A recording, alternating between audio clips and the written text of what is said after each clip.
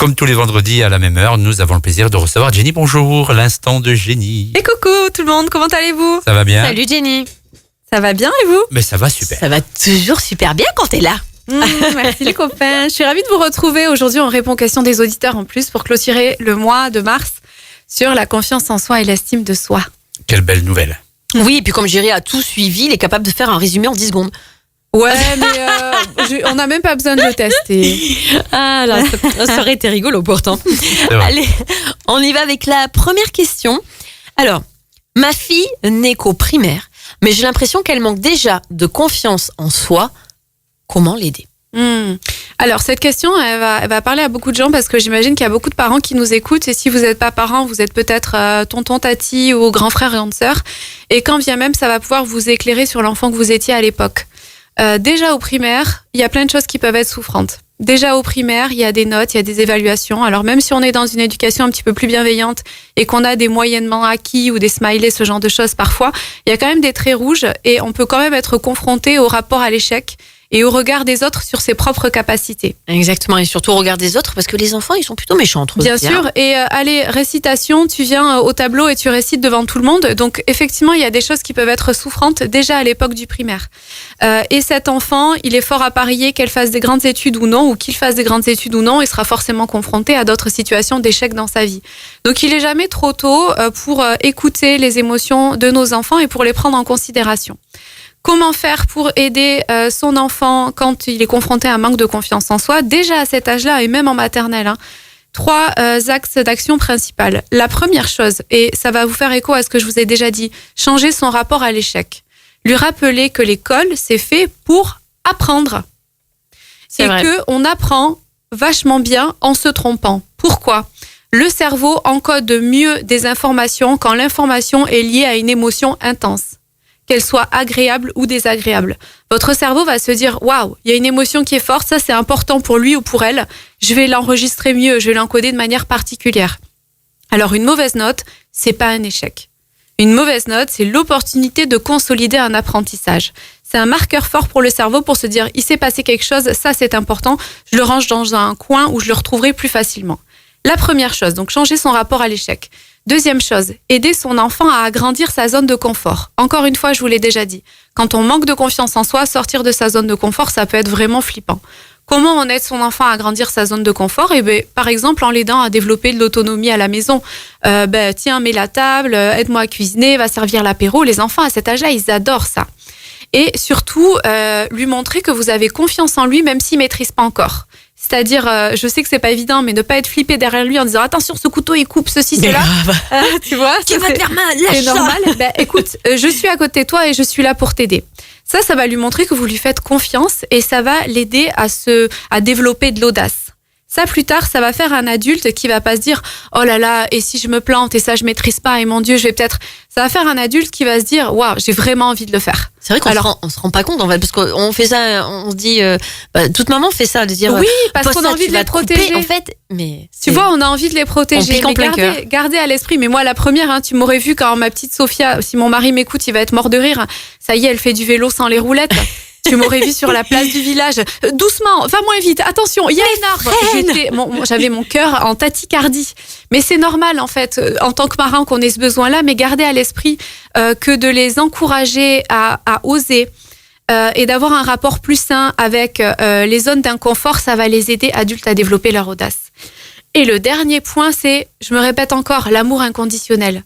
Dissocier sa capacité à faire et à réussite de sa valeur. Et surtout lui rappeler qu'il est capable. Il est capable d'apprendre, il est capable de faire des efforts, il est capable de mûrir, il est capable de se développer. Ça, c'est hyper important. De se dire, c'est peut-être pas facile pour toi, c'est peut-être pas inné, mais tu es capable de faire l'effort et tu es capable d'aller vers l'apprentissage. Voilà les 3 petits tips que j'avais envie de donner à tous les parents qui nous écoutent ou à tous les gens qui ont ce petit enfant à l'intérieur d'eux qui a souffert de manque de confiance en soi. Allez, on y va pour la deuxième question ce matin. C'est difficile d'arriver à s'aimer soi-même et considérer qu'on a de la valeur quand on a l'impression de n'avoir jamais été aimé de ses parents. Ouais. Waouh. Ouais, c'est fort là. Alors, il n'y a pas de question à proprement parler, mais j'imagine que la question, c'est comment arriver à s'aimer soi-même et avoir de l'estime de soi dans ce genre de situation. Alors d'abord, à toi qui m'écoutes et à tous les gens qui ont eu l'impression de ne pas avoir été aimés dans leur vie, force à vous, je suis tout cœur avec vous. Ça, c'est la première chose que j'avais envie de vous dire.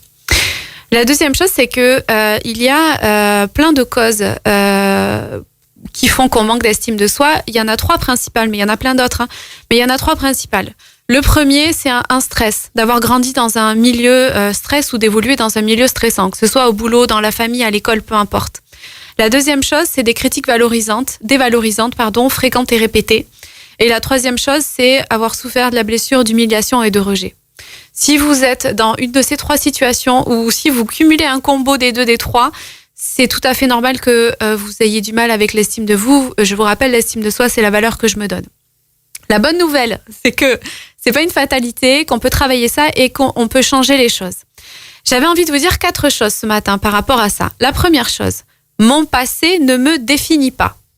Je trouve ça hyper important à répéter et mon leitmotiv dans ma vie aujourd'hui, moi je considère pas que le bonheur c'est l'absence de malheur. Je considère plutôt que en fait le bonheur c'est plutôt savoir apprendre et comprendre de ce qu'on vit. Je m'explique. Pour moi aujourd'hui, aucune souffrance n'est gratuite. Il y a plein de choses que je vis au quotidien dont je me serais bien passée. Il y a plein de choses dans mon passé dont je me serais bien passée. Mais pour reprendre le pouvoir sur tout ça, je me dis, dans chaque épreuve, il y a un cadeau caché mal emballé. Qu'est-ce que c'est ?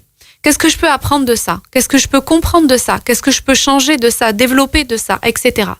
Et ensuite, c'est de reprendre le pouvoir aujourd'hui en disant, OK, je décide aujourd'hui ce que j'ai envie de garder et ce que je vais archiver de mon passé. Je décide aujourd'hui de me dire, ça appartient au passé, ça n'aura plus d'impact sur la personne que je suis aujourd'hui. Alors vous allez me dire, c'est très beau ce que tu racontes, mais c'est loin d'être facile. Je suis tout à fait d'accord avec vous. Et parfois, ça nécessite d'être accompagné par un professionnel. Parfois, ça prend du temps. Mais pour l'expérimenter moi-même, je vous jure que ça marche et que ça fait un bien fou. Ça, c'était la première chose. La deuxième chose, encore une fois, pas de nouveauté. Rencontrez-vous, qui je suis en fait. Et surtout, acceptez vos parts d'ombre. Oui, j'ai tout ça qui m'énerve chez moi. Oui, j'ai tous ces défauts. Mais je me mets en chemin pour m'accepter déjà en l'état et m'apporter l'estime et la valeur qu'on m'a pas donnée à l'époque. Vous pouvez, ça c'est le 3e point, travailler sur vos souvenirs. Il y a beaucoup de chercheurs qui ont fait des études là-dessus et on sait aujourd'hui que nos souvenirs sont labiles. Labile, qu'est-ce que ça veut dire ? Ça veut dire que nos souvenirs sont malléables. Notre cerveau ne fonctionne pas comme une boîte à archives ou un disque dur, mais comme une page Wikipédia un petit peu. C'est-à-dire qu'à chaque fois que vous repensez à un souvenir, vous le retransformez et il se réenregistre autrement.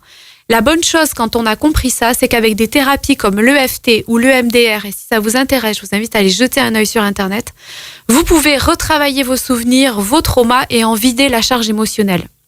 Vous pouvez même faire intervenir votre vous aujourd'hui pour apporter à votre enfant de l'époque ce qu'il a manqué. Faire intervenir votre vous d'aujourd'hui et devenir votre propre parent. Et ça va vous apporter un apaisement et ça va vous permettre de cicatriser des blessures qui sont peut-être encore ouvertes. Donc renseignez-vous là-dessus. EFT, EMDR, ce sont 2 techniques d'accompagnement qui fonctionnent très bien pour ça. Et le 4e point, encore une fois, pas de nouveauté. Mettez à distance le regard des gens. Comment on fait ça ? 2 choses. S'entourer de personnes bienveillantes. Et quand on peut pas faire le tri parce que c'est des personnes de notre famille ou des personnes à qui on tient malgré tout, osez poser vos limites. Vous avez tout un tas de personnes qui vous donnent des conseils. Dire, écoute, je sais que ton intention est bonne, mais clairement, ça m'aide pas. Là, j'ai juste besoin de ta présence, de ton épaule, d'un sourire. Ça me suffit. Donc, osez faire ça. Clairement, ça va tout changer. Voilà ce que j'avais envie de vous dire par rapport à la confiance en soi et l'estime de soi. Et c'est comme ça qu'on clôture ce mois de mars. Et le mois d'avril, on se retrouve donc dès vendredi prochain pour parler du lâcher-prise. Ouais, ça va nous faire du bien et je vous invite d'ores et déjà à poser toutes vos questions sur le lâcher-prise. Sur mes réseaux, alors là, vous avez du choix, vous avez de l'Insta, du Facebook, du TikTok, du site internet, du YouTube. Jenny Lakina, coach, elle est omniprésente dans votre vie, je vous vois. Ou sur les réseaux sociaux de la radio, les copains. Alors, dis-le parce que je t'ai un petit peu coupé. Jenny Lakina Coaching. L-A-K-I-N. Parfait. Voilà, t'as vu, j'ai bien appris ma leçon. Par cœur. Merci beaucoup, Jenny. On te retrouve la semaine prochaine. On te souhaite un très, très bon week-end de Pâques.